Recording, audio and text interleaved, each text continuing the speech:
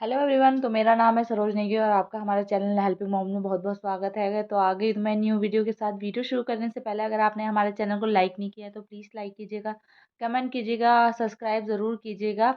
और हाँ, bell icon दबाना ना भूलें। बेल आइकन दबाने से ये होगा कि आपको हमारी वीडियोज़ की सबसे पहले नोटिफिकेशन मिलेगी और आप हमारी वीडियो सबसे पहले देख पाएंगे। तो आज हम बात करेंगे कि अब सर्दियाँ स्टार्ट हो गई है, तो सर्दियों में बच्चों की देखभाल कैसे की जाए, क्योंकि जो न्यूली मॉम्स बनती है उन्हें बहुत टेंशन होती है कि अब सर्दी आ रही है। क्योंकि सर्दियों में सबसे ज़्यादा बच्चों को खांसी जुकाम कफ ये बहुत दिक्कत होती है। इसकी वजह से फीवर भी आता है। क्योंकि मैं भी 2 बच्चों की माँ हूँ, तो मुझे पता है कि सर्दियों में सबसे ज़्यादा बच्चे को केयर की ज़रूरत होती है। गर्मियों में इनकेस जैसे आप मालिश कर रहे हो कोई बात नहीं, हवा चल रही है, पंखा चल रहा है, एसी चल रहा है, तो कोई मतलब इतनी परेशानी नहीं होती। लेकिन अगर इनकेस सर्दियों में गेट भी अगर खुला रह गया और ज़रा सी हवा भी पास हो गई, तो बच्चे को आपके खाँसी जुकाम हो सकता है। तो हमें बहुत केयर की ज़रूरत होती है बच्चों के साथ। तो आज हम इन्हीं सब बातों के बारे में बात करेंगे कि हमें बच्चे की किस प्रकार से केयर करनी चाहिए ताकि उसको कोई परेशानी ना हो। तो सबसे पहले बात करते हैं कि बच्चे को मतलब पहली बात तो बीमारियों से कैसे बचाएं। तो सबसे पहले तो ये होता है कि जो सबसे छोटे बच्चे होते हैं उनको माँ का फीड लेना चाहिए। फॉर्मूला मिल्क पे तभी स्विच करें जब आपको फीड नहीं आ रहा हो, क्योंकि माँ का दूध सबसे अच्छा होता है। बहुत अच्छा से बच्चे को सेहत देता है। अब बच्चे को कुछ भी खिला रहे हो तो आजकल की बीमारियों में थोड़ा बच्चे के खान पान का ज़्यादा ध्यान रखें, क्योंकि पहले जैसा खान पान तो अब नहीं रहा और अब आजकल बहुत केमिकल मिला आता है, चाहे वो सब्जियां हो चाहे फल हो। लेकिन खिलाना भी ज़रूरी है, क्योंकि अगर हम उन्हें नहीं देंगे, वो इंट्रोड्यूस नहीं कराएंगे उन फ्रूट से, तो फिर बच्चा आगे जाके नहीं खाता है। तो आपको खिलाना भी पड़ता है। लेकिन बच्चे छोटे होते हैं, उनकी इम्यूनिटी बहुत कम होती है, तो इसकी वजह से भी वो बहुत जल्दी बीमार हो जाते हैं। तो हम कैसे केयर कर सकते हैं बच्चे की। सबसे पहली बात होती है कि बच्चे को मालिश करे ना करे, सर्दियों में सबसे बड़ी बात ये आ जाती है कि सर्दियों में बच्चे के पूरे कपड़े उतार के मालिश करने में बहुत परेशानी आती है, क्योंकि बच्चे को थोड़ी भी हवा लग जाती है तो बच्चे को तुरंत ही खांसी जुकाम पकड़ जाता है। तो जब भी आप बच्चे को मालिश करने जा रहे हो तो आप ध्यान रखें कि आप एक बंद कमरे में जाके और देख लें कि वहाँ पंखा ना चल रहा हो और सारे गेट बंद हो। और अगर कमरा बहुत ही ज़्यादा ठंडा है तो उसको हीटर चला के थोड़ी देर गर्म कर लीजिए, क्योंकि कहते हैं ना दीवारों में भी ठंडक होती है। अगर उसकी ठंडक भी बच्चे को लग सकती है तो देखिए पहले। नहीं तो जहाँ धूप आ रही होती है, मॉर्निंग में आती है 12 बजे करीब धूप आती है, तो जहाँ धूप आ रही हो खिड़की के पास, जहाँ बहुत अच्छी कड़ी धूप आ रही हो, वहाँ पे ऐसा लगे कि अब वार्म है तो वहाँ पे आप बच्चे की मालिश कर सकते हैं। तो ऐसा नहीं है कि आप धूप में बिल्कुल बच्चे को ना रखें, धूप में भी रखना चाहिए, क्योंकि हम पहले लोग कितना धूप सेकते थे ना। तो ऐसा कुछ नहीं होता कि धूप में रखने से बच्चे काले हो जाएंगे, धूप भी सेकनी चाहिए। धूप भी बच्चे के लिए विटामिन डी मिलता है धूप से। तो ये है कि आप थोड़ा बहुत 10-15 मिनट जो भी आप जितनी देर आप मालिश करें उतनी देर बच्चे को धूप में रख सकते हैं। धूप भी बच्चे के शरीर को मजबूत बनाएगी, कमजोर नहीं बनाएगी। तो आप धूप में रख के कर सकते हैं। नहीं तो अगर आप बंद रूम में कर रहे हैं तो हीटर चला के रूम गर्म कर लीजिए, तब आप बच्चे की मालिश कर सकते हैं।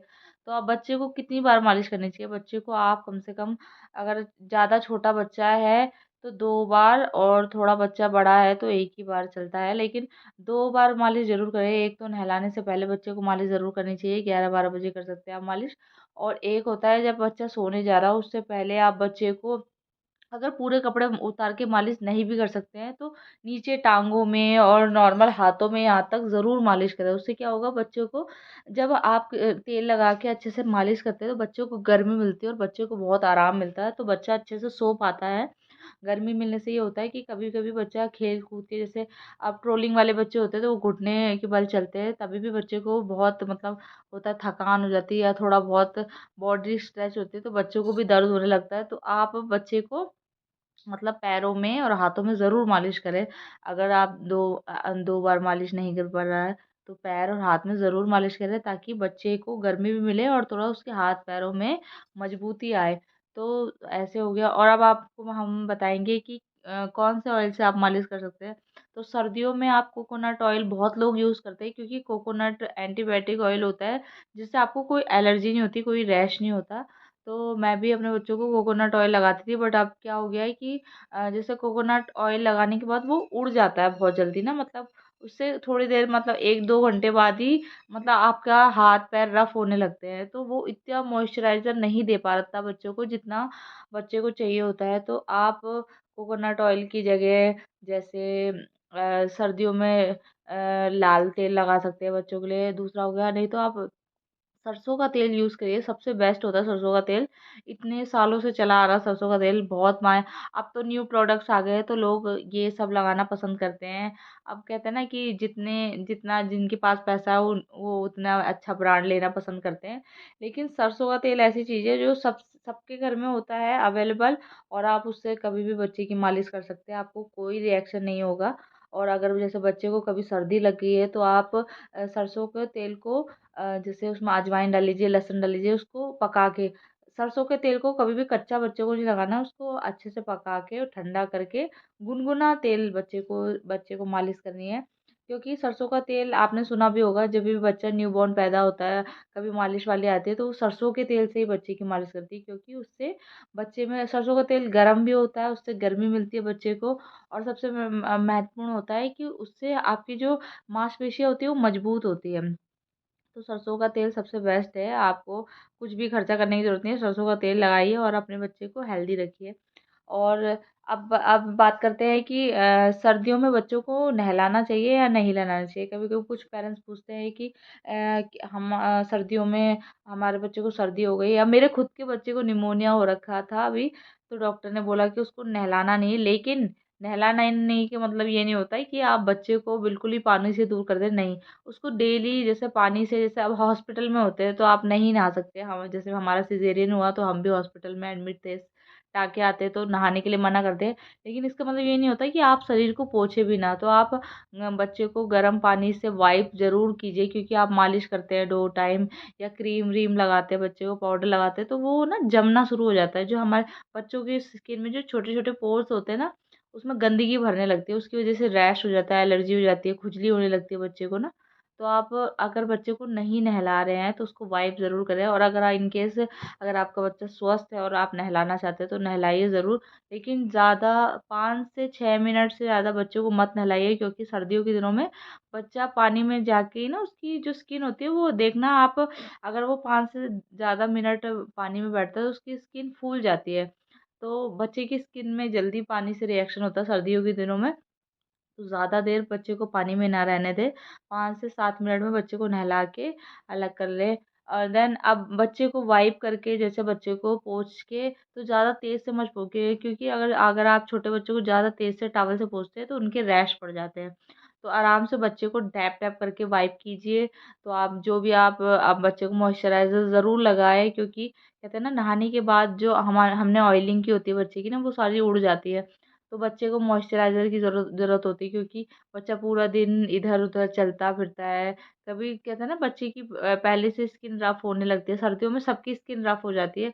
तो बच्चे जैसे ट्रोलिंग वाला बच्चा है तो इधर-उधर जाता है, रगड़ता है हाथ-पैर ना, तब भी बहुत खुश्की हो जाती है हाथ-पैरों में। तो आपको अच्छा-सा मॉइस्चराइज़र जो आपको बच्चे को सूटेबल लगे, हिमालय का आता है, जॉनसन्स बेबी का लगाते हैं कुछ, कैटरपिलर हो गया, तो कोई भी जो आपके बच्चे को सूट कर जाए वो आप बच्चे को मॉइस्चराइज़र ज़रूर लगाएँ।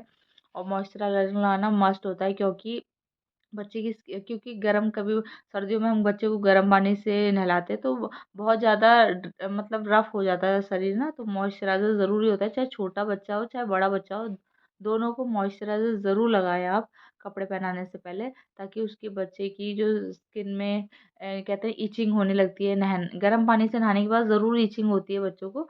तो ज़्यादा भी गर्म पानी से नहीं नहलाना चाहिए, ऐसा पानी होना चाहिए ताकि बच्चे को ठंडा भी ना लगे और गर्म भी ना लगे, मतलब नॉर्मल गुनगुना पानी होना चाहिए।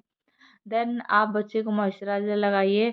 एंड कपड़े, अब कुछ पेरेंट्स पूछते हैं कि सर्दियाँ हैं तो हमें अपने बच्चे को बहुत कपड़े पहनाने चाहिए, तो ऐसा नहीं होता।